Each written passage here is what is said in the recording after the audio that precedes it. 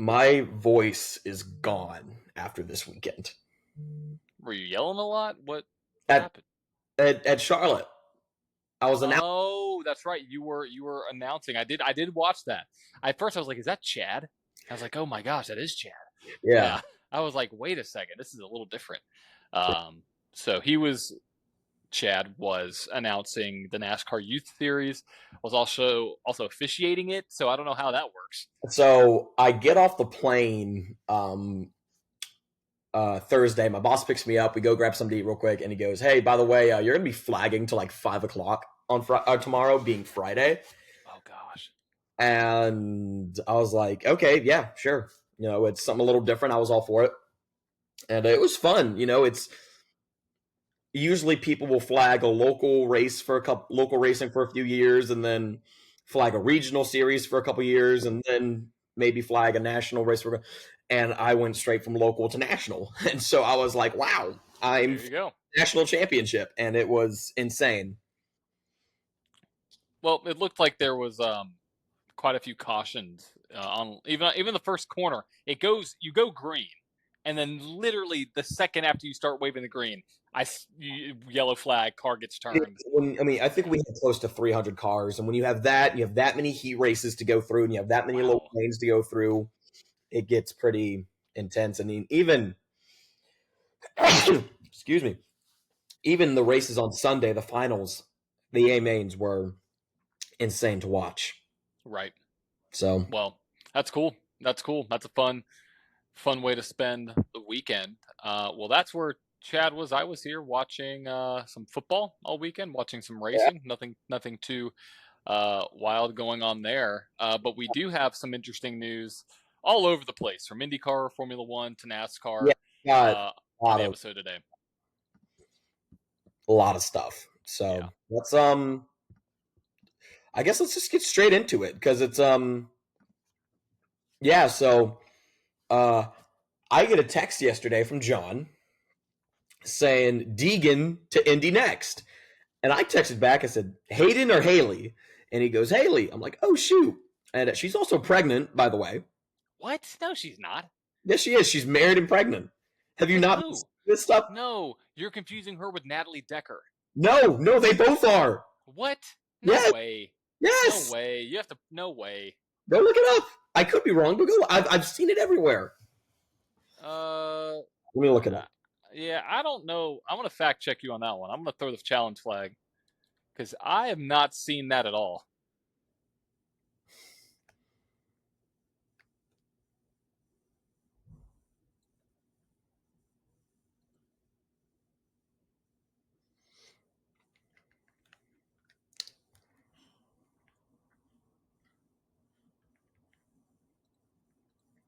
I know she's engaged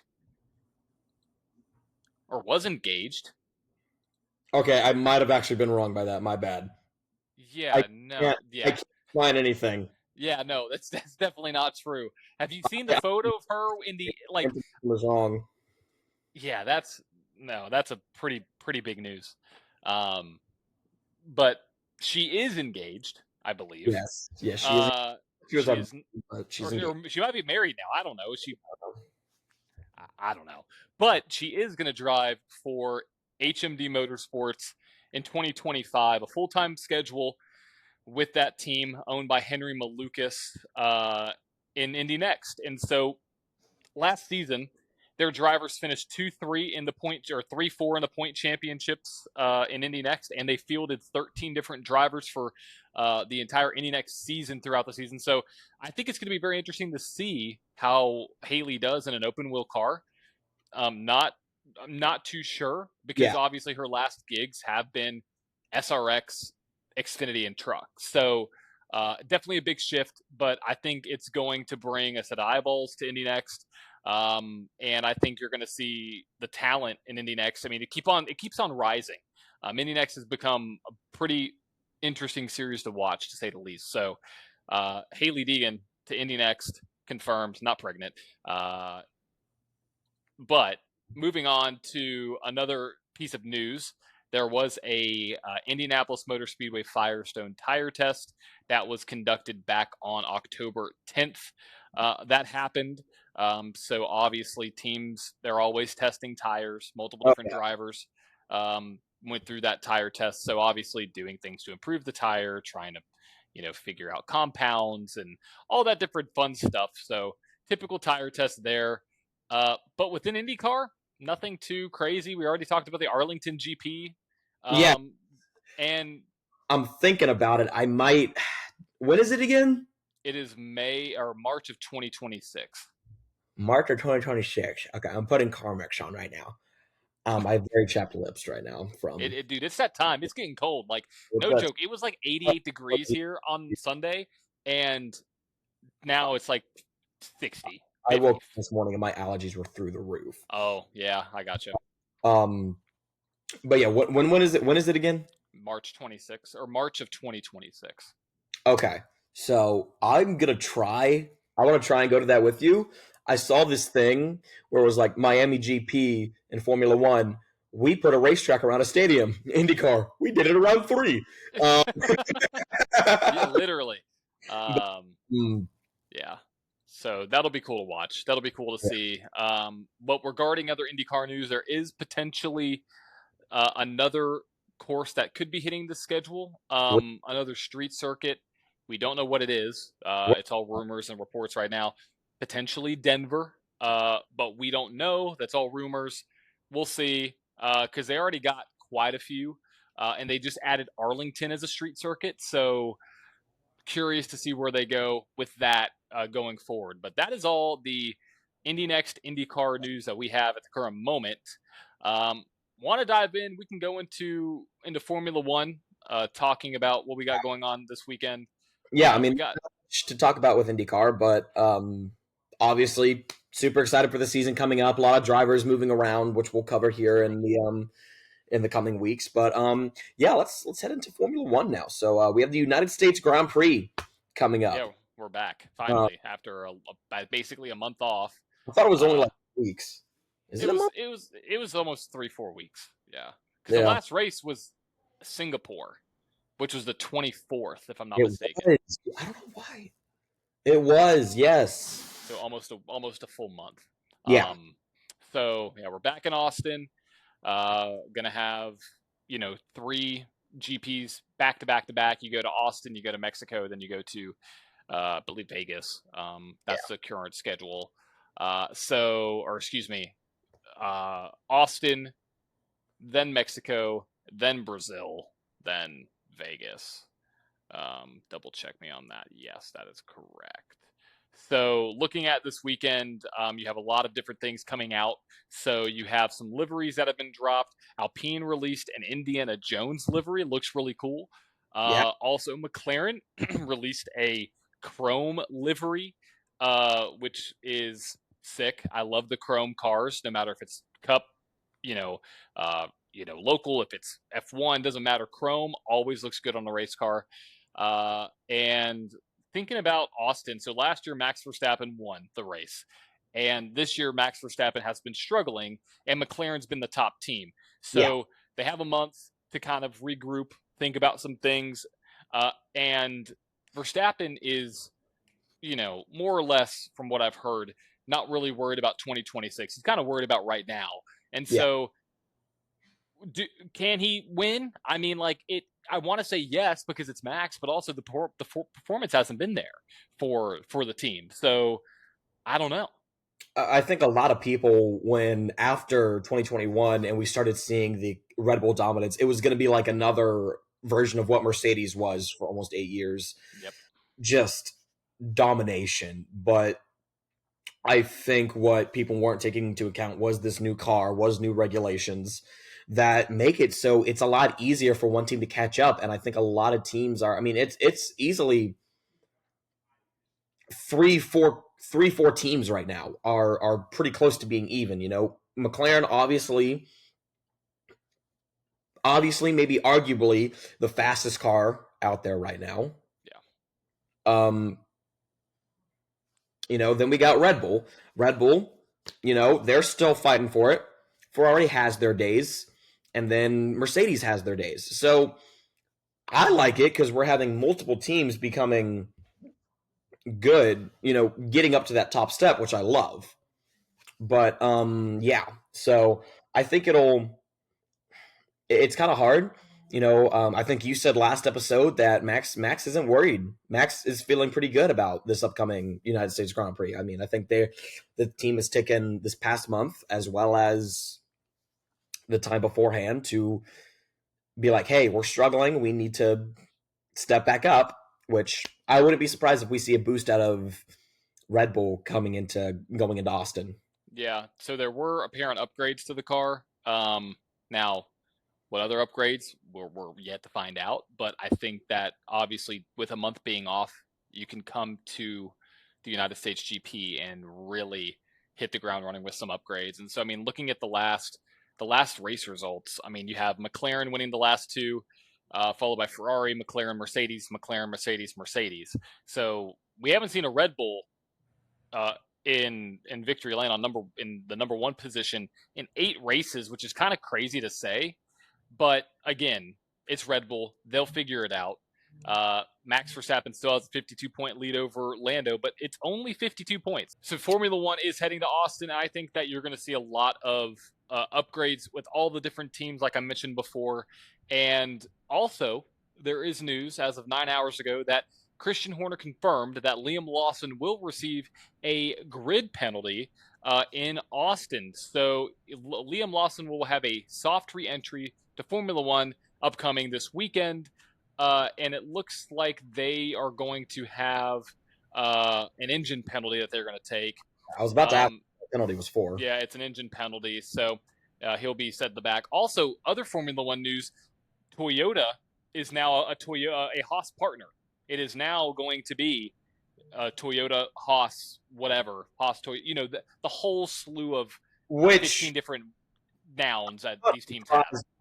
If we look at what has happened in NASCAR, I mean, as much as I hate to say it and as much as I love having an American team in a sport, I wouldn't be surprised if 5 years down the line, Haas turns into Toyota Formula One team. That's possibility. This could be Toyota's way to get back into the sport. Which that is. So that is confirmed for sure. And so with that being said, let's talk about really quick our picks for this upcoming weekend at Austin. We have a month. There's a lot that's happened. It's been the Mercedes and McLaren show, really the McLaren show. You go ahead if you want to. Go ahead, give your picks, because I'm really kind of looking at this as like anybody can win out of the big three, but really McLaren and Red Bull. But I'll let you shape your own thoughts. Who do you think is going to be winner, second place, third place on the podium? I mean, I think, like you said, I think we are going to see a surgence at a Red Bull, but I don't know if it's going to be enough to get on that top step of the podium. I think it's going to be, I think it's going to be not Mercedes. First place Norris, second place Verstappen, third place Piastri. Wow. Okay, so double McLaren podium with Max squeezed in the middle. Yeah. Got it. That makes sense. I think it's going to be Max. I think Max is going to get back in the winner's circle. I think he's going to win, and I think it's going to be a McLaren 2-3. Just based off of that. Now, again, we don't know the practice. We don't know exactly what upgrades are coming to Austin, so I can't really give a full pick until I know all the upgrades. We got a Charles Leclerc sunset lap coming. We do, which he's not in my podium, which it hurts. But either way, he may be up there. Who knows? And that's where, like, when you have big breaks like this, like the summer break and this break coming to the Americas, you really, it's almost like a little bit of a reset, because teams are going to be coming in, and you can, like, if you would have told me McLaren would have won 4 races out of the last 8, I'd have been like, you're lying. So who knows? We may have a late race or late season resurgence from a Mercedes or a Ferrari to match with Red Bull and to match with McLaren. But you're going Lando, Max, Piastri. I'm going Max, Lando, Piastri. That's my top 3. Your top 3. So we'll have to check with those and see how accurate those are. But moving on, Chad, do you want to talk about some local racing? You want to talk about some NASCAR? We've also got, some really cool other stuff, some liveries coming into this. Alpine released an Indiana Jones themed livery. McLaren going to their chrome livery, which I actually really like that one. Very cool. But not as good as the 2021 Golf livery, but I'll take it. Fair point. Fair point. But yeah, let's head into our local racing report. We are headed to Elk City Motorsports Park in Elk City, Oklahoma. We have the Sooner Mod Challenge, the Calkins Conoco Factory Stocks, Gateway Church Tuners, Enduros versus Tuners, Mechanics Race, and the Powder Puff Race. Do you know what a Powder Puff Race is? No, I do It's not. a solely women's race. Okay, I was gonna say that, but I didn't want to come across. I didn't. I know of powder puff football leagues because it's just all girls. Okay, so yeah. So Yeah, what kind of car do they say? What kind of cars they are? they're like the front wheel drives. Oh, okay, Traditionally, this could have been different. got it. But here we go for the Sooner Mod Challenge. In third place, number 25, Cole Dennis. Second place, number 15, W. Kale Westover. And your winner, number 09, Robert Elliott. Going to the factory stocks. Third place, number 1, Harley Mincher. Second place, number 9, Sony O'Hare. And your winner, number 89, Kevin Jones. And then now for the Gateway Church Tuners. In third place, number 19K, Kelly Andrus. In second place, number 8, Randall Martin. And in first place, number 1, Chase Martins. Enduros versus Tuners. Third place, number 44, Adam Mann. Second place, number 12, Harold White Jr. First place, number 43, Christopher Elder. In the Mechanics Race, third place, number 1, Josh Dove. Second place, number 09, Joel Bandelow. And first place, number 9, Kirby Laventry. And in the Powder Puff Race, number 911 in third place, Jen Miller. Second place, in the number 60, Rachel Carpenter. And the first place, number 67, Angela Greer. If you would like your local short track shouted out on the Flag to Flag podcast, email flagtoflag10@gmail.com or hit us up on any of our social media channels. Listen out for those at the end of the episode. Make sure you go to your local short track and bring a friend. This week's Flag to Flag at the track will be Music City Quarter Midget Racing Association in Nashville, Tennessee for their points race number 9 on Saturday, October 19th, and for their yearly charity race on October 20th. So that's where I'll be this weekend. Yeah. So, nice. Yeah. Very nice. So before we get into NASCAR, we got a few other series that race this weekend, one of which being the NASCAR Youth Series Championship, which I was the announcer for. So if I sound a little groggly, that's why. But starting off with our Red Rookies, we had 10 Red Rookies total split into 2 different races. So for your Red Rookie A Main B, Clive Baker won. For your Red Rookie A Main A, Will Pope. Blue Rookie, same thing. We split those 2. Red Rookie A Main number B, or letter B, Sebastian Johnson. Red Rookie A Main A, Braden Crin. Now, moving on to the rest of the series.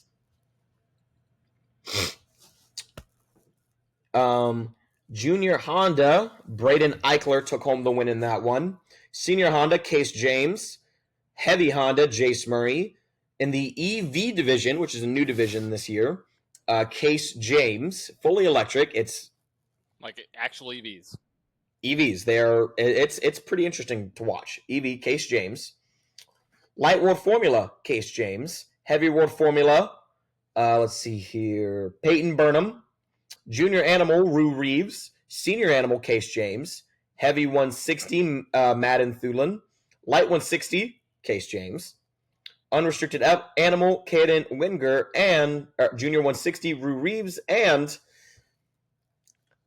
making history for only the second time in the NASCAR Youth Series, a driver won all 6 of their heat races and all 6 of their main races. Case James. Wow. Going 12 for 12 on the weekend. That's nuts. It was insane to watch, and so that was really exciting. Looking at the NASCAR Xfinity Series, which I actually got to sit in the suite for, That's which so I cool. wasn't expecting. I was mainly happy because of the free food, but Free food's always good. yeah. So schedule, let's see your Xfinity Series. So, and we'll stop. Let's stop and talk about the Xfinity Series here because we had a little bit of controversy. Oh yeah. Oh, that's. Oh yeah. That's. Controversy with air quotes because in a way it's controversy, in a way it's not controversy. But AJ Allmendinger wins stage 1, Justin Allgaier wins stage 2, and your race winner, depending on who you ask, is Sam Mayer. Yeah. Now, Yeah. reason I say air quotes Yeah. around a controversial finish is because in a way it's really not. Why? The yellow light came on before the start finish line. Sure. Yeah. I don't think that's the argument there. What's the argument? Well, so it's on the lights. Like it's not on the flag. Yeah, it's because if you going logically, you hit can, the line. let's explain what happened first. Okay, so explain what happened. So, because you were there, you saw it live. I saw it literally. Like I started off in the suite, and for like the last half of stage 3, I went to like the very front row, like as the cars were. It was insane to watch. It was really cool, and I was like, so I'm watching, and they're coming around. There's like 2 laps to go, and they take the white flag, and then a yellow flag comes out. I see the caution lights, and I'm like, oh, shoot, a caution's out. I look on the big screen. I see Parker Kligerman's team celebrating. I'm happy because Big Machine Racing just won a race. Big Machine. I believe their corporate offices are based out of Nashville. Don't quote me on that. But yeah, so obviously I got to cheer for the national teams, and so so I'm ecstatic right now. And then they start talking, wait, this race might not be over. And I'm thinking, what do you mean this race isn't over? They cut to the replay. And I am not exaggerating when I say 1 foot. 1 foot. For those who aren't familiar, the rules in NASCAR, the white flag, when the white flag is displayed, white flag meaning there's one more lap. Once the white flag is displayed, next flag will end the race. So, if a caution comes out before the white flag, say 2 laps to go, they will do what's called NASCAR overtime, which is basically a green-white checkered. So, Parker Kligerman was 1 foot away from the start-finish line on the white flag lap when the caution light came out.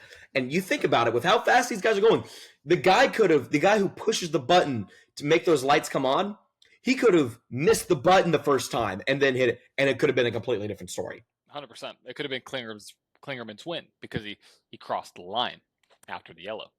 He did. Or before the yellow, rather. Before the yellow, and I can see why some would say it's controversial. I can see why some say it's not controversial. But going back to what you were saying, is Sophia back? Got some lunch. Oh, is Sophia here? She is. Wait, hi, Sophia. Chad said hi. Well, tell her to come over and show off the ring. We saw yours last episode. He wants the ring to be shown off. Would you like to? He wants the ring to be shown up on the podcast. Would you like to? Yes, the wedding ring because we got married. Because we got married.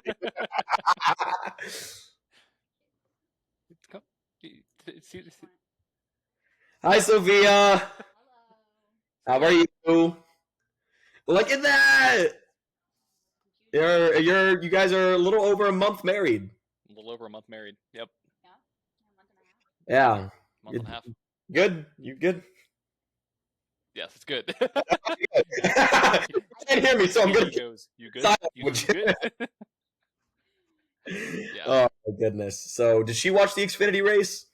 No, she did not. Okay, I wanted to get what her input was on it, but if she didn't watch The Xfinity race. The whole controversy with the caution coming out when it did. She didn't what? Watch it. it. Well, always good seeing you, Sophia. Always good seeing you, he says. Him too, she says. I don't know how much I believe that. Anyway, back into the episode. None. Not at all. So Chad, you're kind of leaving out a very important point here. So the reason why the caution should have come out much sooner is because a car wasn't just stuck underneath some tire barrels. He was buried. He couldn't move. He couldn't do anything. The car was done. He was like, we've seen cars get stuck underneath the barrels at the Chicago street course, and it's been like a third of the car, sometimes up on the windshield just a little bit. No, this car had gone completely underneath the barrels. I mean, like covered. You cannot see the car. NASCAR waited, I counted, 16 seconds between when they showed the video of the car being stuck, which doesn't tell you when the car actually got stuck, and when the caution flew. Why was the caution not called between that point in time when you knew a car was stuck under the wall? How? Like, that's my thing. It doesn't matter whether the flag was flown or not. You have to hit the line. The line means you're on the last lap. If a caution flies before then, and it's based off of the lights, not off the flag man, because he's getting things put in his ear, and he's like, oh, wave this flag, oh, wave that flag, oh, there's a caution, wave that. Like, there's a delay between when the lights are displayed on the track and when the yellow flag waves. Yeah. That, people got to get over that. The fact is, why didn't the caution get called when a car was stuck underneath? And this would have been completely avoided. Because think about the mindset that you're in versus comparatively, okay, I'm literally a foot away from winning this race. Caution flies. Oh my gosh. Versus coming out of the last two corners, sometime within there, it's a mindset shift. I know I won the race versus I was so close. Yeah. You know, there's very different. And even after the race, Parker Kligerman, he didn't get out of the car and start dog cussing NASCAR or anything. That looks so good. He was like, man, you know, I love this sport. I love this game.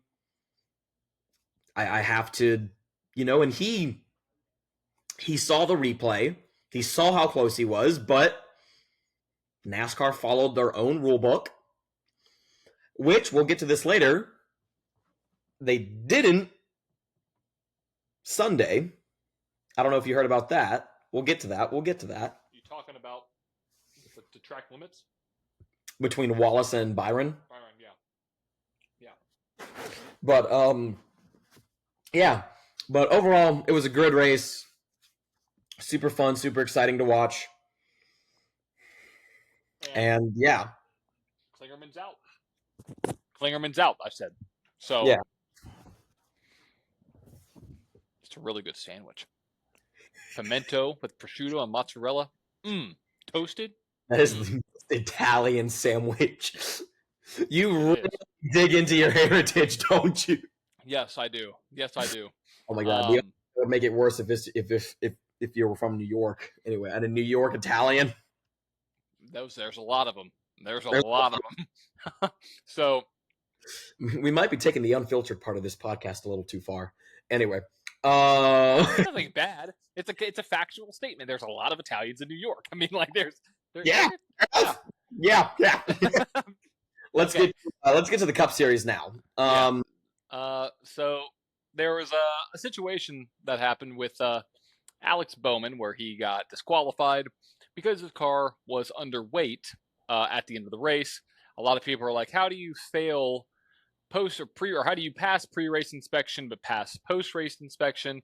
There was a lot of talk about, okay, could have something fallen off on the track. I mean, he was launching himself off the turtles Video Quite shows that something, launching. yeah, literally something could have broken off the car. I think there was a video where there's something that fell off the car, um, or something could have been removed. But what the determination was is Hendrick is not going to appeal this, which Yeah. tells me one of two things. Well, Hendrick's not going to appeal this. Bowman's out of the playoffs. This moves Logano into the last spot because Bowman was already into the playoffs based off of his finishing position. But since he got DQ'd, he is now out of the playoffs, sacrifices all those points, which moves up Joey Logano. So the Yeah. question is, did they actually remove something, or did something actually fall off on the track? That's the question, and we don't know yet. We don't know, and there's a chance we might not know. We might just hear speculation, or we might have someone in the team run their mouth a little too much, like we saw with another team. But I like how we keep like insinuating the next thing we're about to talk about. But basically, with the people who are confused, how can you pass pre-race inspection but fail post-race inspection? It's a lot easier than you think. All right, you've got car, because here's the thing: that car has to be X weight when it comes off the racetrack. That is with race use fuel, warm shocks, which warm shocks become softer, which make a little bit of a difference. But the big thing is race fuel, which that's what I thought. Maybe that. But then you hear about guys on fuel mileage. I mean, there's so many things that could happen. Could Hendrick have, I don't know, put in a lightweight drive shaft, taking a bit of ballast off the car? That's a possibility. Or could something have fallen off when Alex Bowman decided to turn his race car into an airplane? So there's a lot of possibilities. NASCAR gives a 0.5% leeway, which is about 17 pounds, which puts 17 into pounds. perspective how damn heavy these cars are. Yeah. So, yeah. And they allowed them to refuel the car with fuel, and they did all this stuff, and it wasn't able, and it sucks. Yeah, it does. So, he's out. He's out of the playoffs. And I have a quote. Apparently, there was some team representatives from Hendrick that came and said that they did not see any evidence that they were comfortable with appealing, using it to appeal.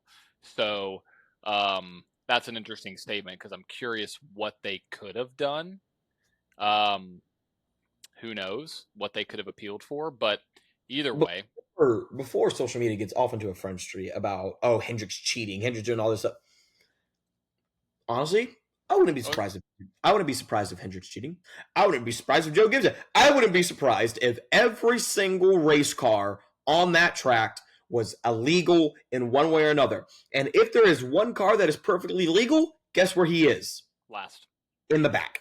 Yeah. If you're not cheating, you're not trying. If you're not cheating, you're not winning. Yeah. And they try to regulate it as much as they can, but there's always going to be loopholes Yes.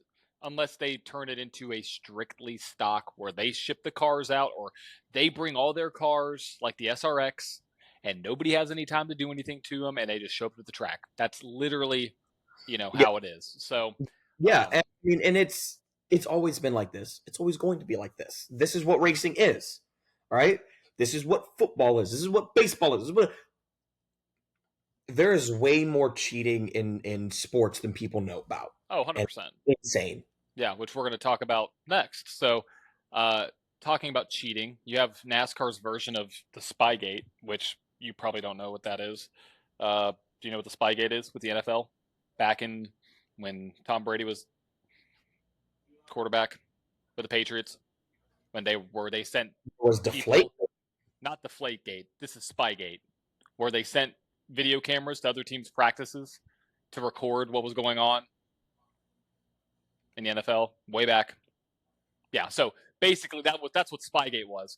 But we have our own version of that in kind of a way here in NASCAR. So a report came out yesterday, and it's been confirmed. ESPN, I mean every big news source has talked about it now, that a Joe Gibbs current employee, was selling, essentially, giving selling for cash intellectual property information to a non-playoff Cup Series team. Yeah. At the time, now, currently a non-playoff team. So there's a question about who they sold this to. Could it be somebody who was, picking up some, which makes me think you're thinking the same thing I'm thinking right now. There's a lot, we don't know who it is. So let's put it out there. But there's a lot of speculation with how certain teams have performed as of late that raise an eyebrow to why they've gotten a performance boost. So there's nothing confirmed. I just thought of something. Yes. So this employee, the reason I use air quotes on that, which I've been using a lot this episode, is contracted, not employed. Contract, excuse me, yes. Under JGR, who is helping out a non-playoff team. Well, who could be contracted under JGR and be associated with a team who's not in the playoffs?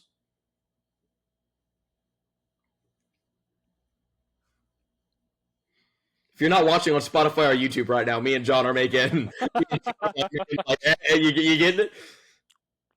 I mean, I'm not saying this is literally just a speculation. Text me who you think it is, because this doesn't. If it's what I think you're thinking, and I don't think it makes sense. If that made sense. Hold on, where are you? I don't want to say this and put this out into the universe just yet, because it is. Oh, Ryan Blaney released a 2025 car. Totally off topic. All right, I just texted it to you.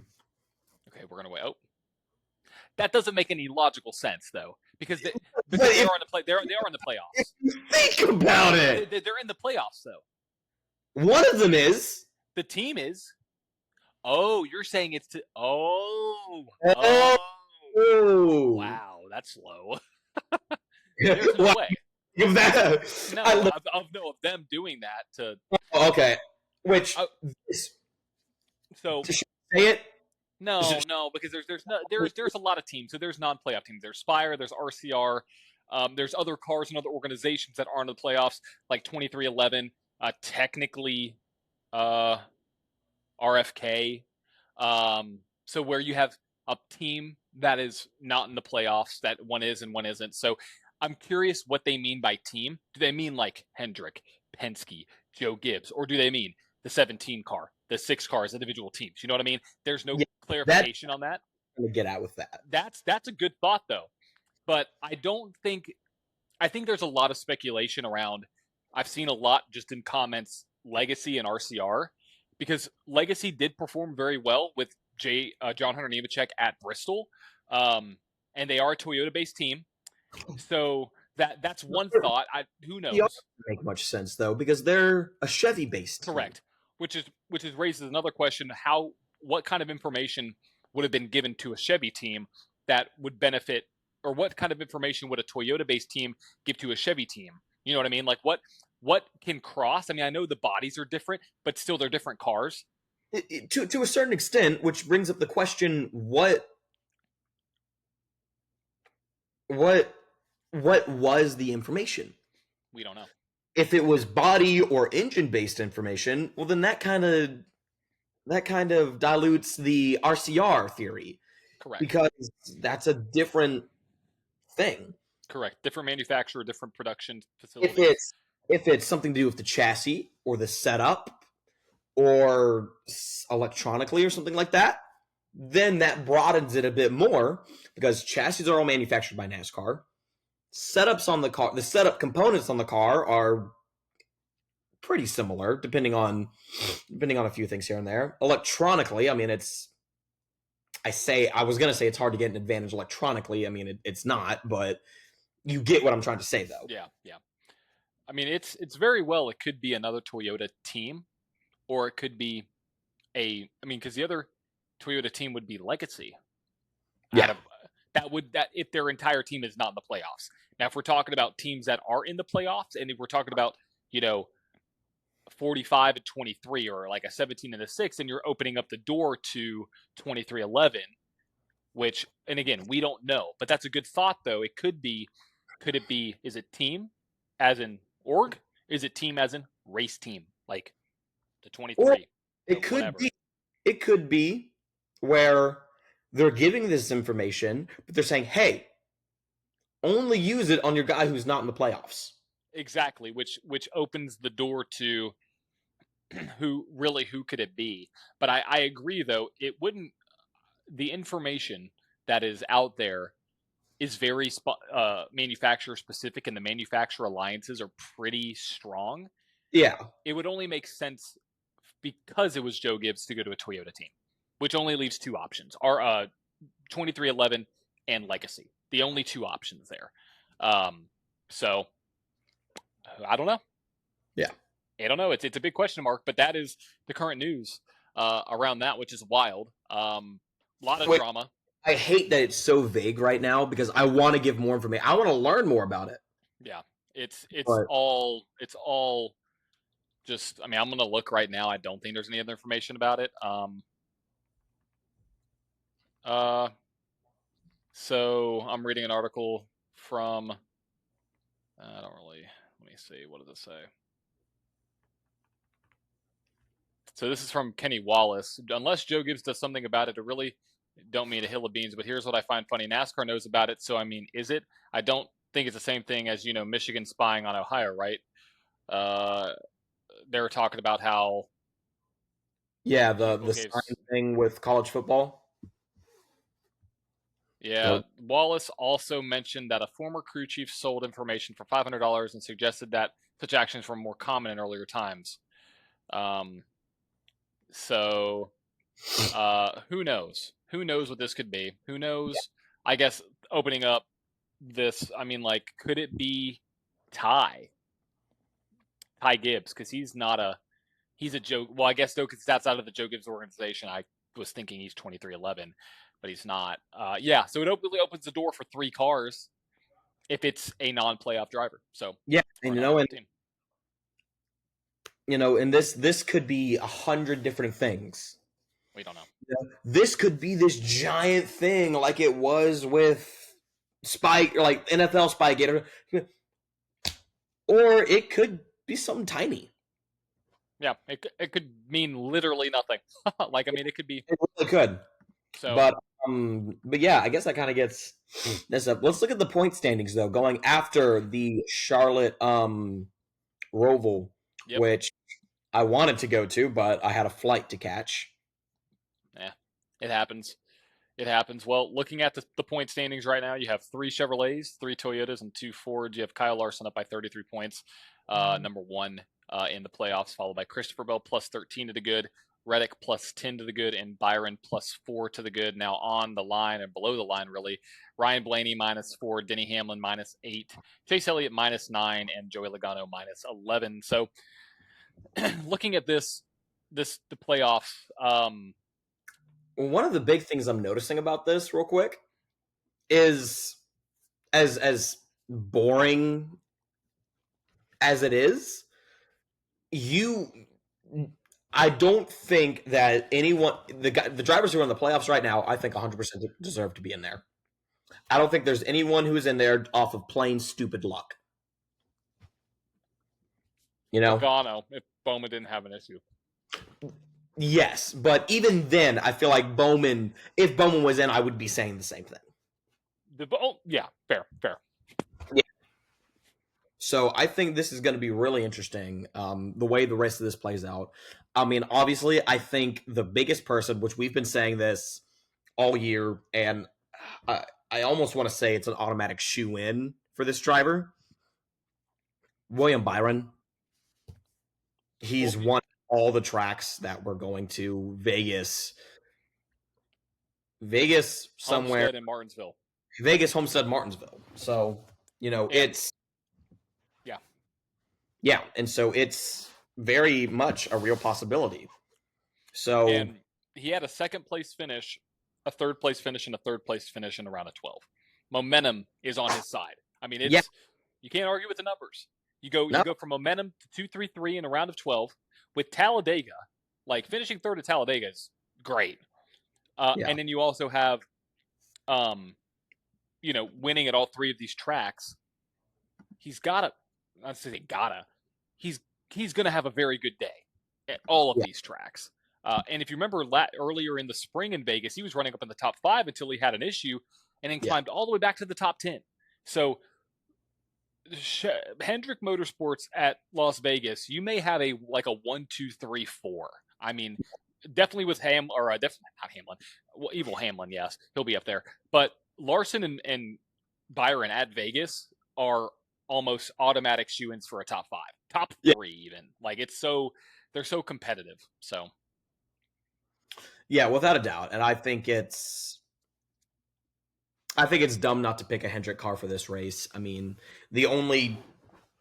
Obviously Byron and Larson are going to be up there. Elliott, Bowman. I think Bowman's going to have a little bit of redemption on his mind. Larson or Elliott's still trying to make a fight for what happened last year, not making it into the playoffs. And so I think it's going to be a very, very big thing. One thing is for sure, though, that no team is going to shut out the Final Four, yeah, which not I'm waiting anymore. for that to happen. Which I think if anyone can do it, it'd either be I think Hendrick could do it. Hendrick could do it. Joe Gibbs doesn't have the talent and in the playoffs to do it because Joe One Gibbs only has one car. Say it again. One driver doesn't have the talent in the playoffs to do it. Yeah.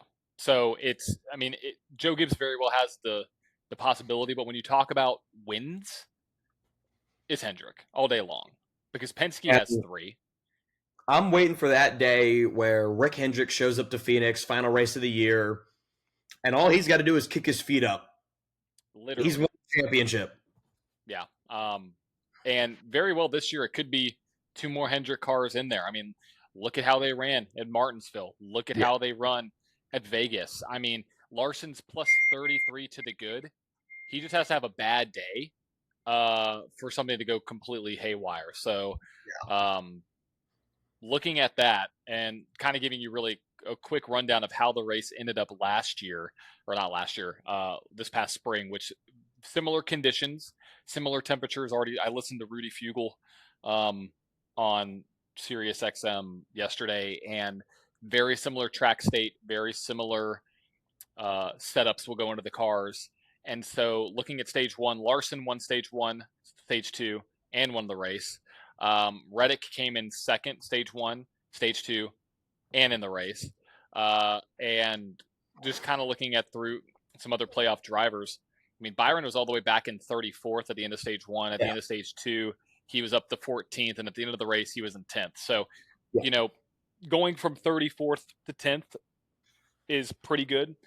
But look for Reddick, look for Larson, look for Byron. I mean, those 3 guys are going to be on it. Add Hamlin to the mix because he's always good at 1.5 miles, and Vegas is a historically good track for him. So Yeah. there's that. So without that being said, Chad, who is your pick to win? Who's your pick to win this weekend? Obviously, with these mile and a half, you got to count in Tyler Reddick because he's one of the best. But also, you have to look at this. It has been a trend where if you win the first round of the first race in the round of 8, it's been a trend where that driver goes on to win the championship. Yep. Now you got to look at someone like a Tyler Reddick. You got to look at someone like a Joey Logano, who really shine at these mile and a half tracks. Right. But Vegas in particular, super hot during the day, super cold during the night. You got to look at Hendrick. You got to look at Byron. You got to look at Larson. And I think it's going to be a repeat of what we saw earlier this year. I think it's going to be Larson. I think Larson's going to punch his way in quickly, and I think he's just going to relax when it comes to Homestead and Martinsville. Yeah, I think it's an easy one. I mean, I'm wearing a 5 hat right now. I mean, it's hard not to pick Larson, but the situations that have happened this year in the playoffs is he's had one bad race in each round, and he's won the third race. Yeah. I'm going to go off of trends. The third race is Martinsville. He very well can win at Martinsville. I think he came in second when they had the 1-2-3 finish with Byron. Was Byron Larson and Elliott, and Bowman was, I can't remember who was top three. Something like that, yeah. I mean, it's just going off of that in the first round. I think that, Larson has the momentum. It's hard not to pick the 24, just because if he's won at this track before. They've had very strong finishes in the last 3 races. So, I mean, all podiums in every single one. So it's going to be a toss-up between those two as long as Byron doesn't have an issue. So I'm going to say Byron's going to get redemption, and it'll be Byron Larson 1-2. I think Larson will have a very good day, but I think there's going to be a little bit of a chip on the shoulder with the 24. He has the momentum coming into the race. Obviously, Larson has the momentum coming in with a win at the Roval. But I think you're going to see, I think the 24 is really going to try to shine and win out, try to win as many races as he can, because that's what they did at the Roval. And that's what they did the year prior when they were already locked into the round of 8 when they lost to Allmendinger at the Roval in 2023. So they came out and they were like, we're still going to try to win. So I think it's going to be the 24. Yeah. Me too.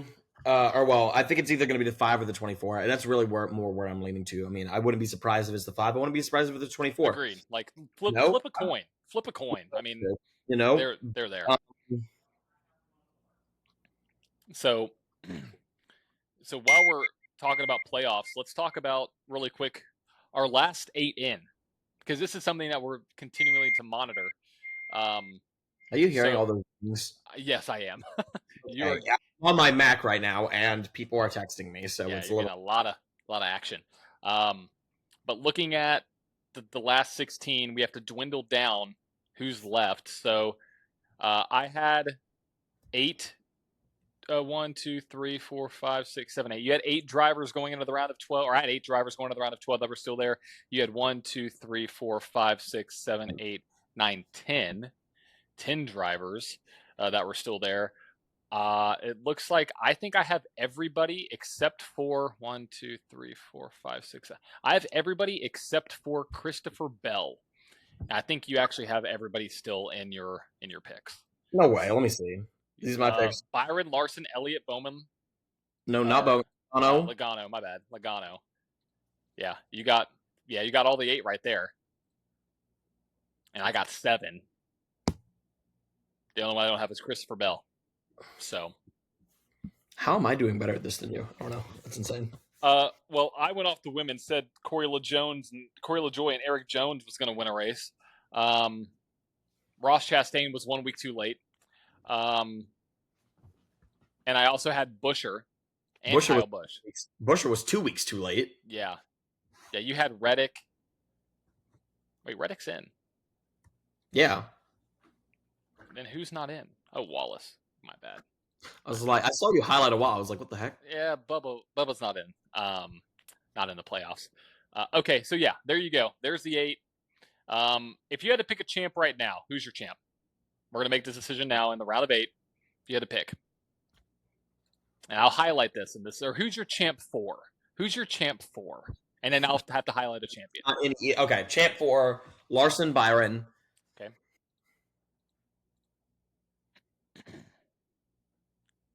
Logano, Hamlin. Whoa, wow. So Logano and Hamlin probably are going to have to win a race, depending on how Vegas goes. Yeah. I'm gonna say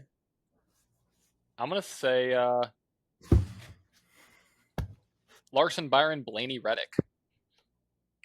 Who's your champion pick? Who's your champion? Unbiased. It's hard not to pick Larson. He has 6 wins on the year. I'm gonna ride it 24 and 24. I'm riding it. I'm riding it. I'm gonna stick with my guns. That's right. I don't know if I said earlier in the year, but I think I picked Byron to win the championship. I think you might have. Just based off of stats and trying to be as unbiased as possible in this, just because of how the playoffs work. I mean, I said if I make it to the round of 8, if he can make it to the round of 8, he has a great shot to go to the championship 4 because he's won in all 3 races in the round of 8. Yes. I said it last year. I said it over and over last year. It didn't happen. I don't know if it'll happen this year. It's not. It's not going to do it. No, it's not going to happen. I wanted to. I don't care what people say. I want to see it happen. The amount Championship. Hamlin's winning the championship. I want to see it for two reasons: because of Hamlin's dad and how the NASCAR social universe is going to react. If Hamlin wins a championship, dude, shit's going to hit the fan. I mean, they're going to accuse him of cheating. It's going to go insane. For the media, I hope it's there, because it's going to be crazy. His post-race speech if he wins the championship. Oh my goodness, it's going to be insane. You may see another Jeff Gordon Talladega moment where people are throwing all different kinds of stuff on the track. I mean, it's going to be wild. Well, actually, when I was at Charlotte, there were right in between the stands and the track and that little walkway area where the camera people go. There was something that said, "Do not throw objects onto track. You will be removed." Yeah. Now, if it's after the race, I mean, people don't care if it's after the race. Yeah. Like, you're going to get removed from the championship race? I mean, like, okay. Which is what? Sold out. Yeah. So, like, it's there. The possibility's there. But I'm not picking him, though. I'm going Larson, Byron, Blaney, Reddick. You're going Larson, Byron, Logano, Hamlin. So that's our final four. We'll see who's right.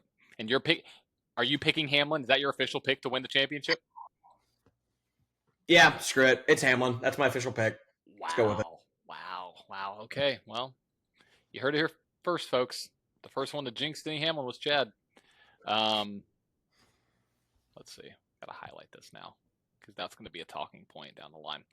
Okay. Well, that is, I think, all the motorsport news that we have got for you this week. Tune in next week. We will be dropping all of the information that happened at Austin, happening at Las Vegas, who's going to move into the championship 4 because we have the playoffs ending in the championship race in 4 weeks. Other than that, though, car's going to be done in 4 weeks. I know, it's weird.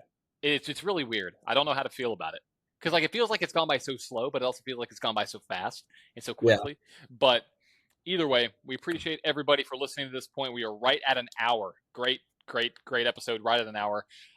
If you haven't already, make sure to subscribe to the YouTube channel or to rate us on Spotify and follow us on Spotify. We appreciate all the ratings so we can get shown to more NASCAR fans. If you have and know anybody who's into NASCAR racing, send them our show if you think that they would like it. And also make sure to follow us on socials at Flag to Flag Podcast everywhere except for Instagram. That is at Flag to Flag _podcast. We're on TikTok, Instagram, Facebook, kind of on X, kind of on YouTube as well.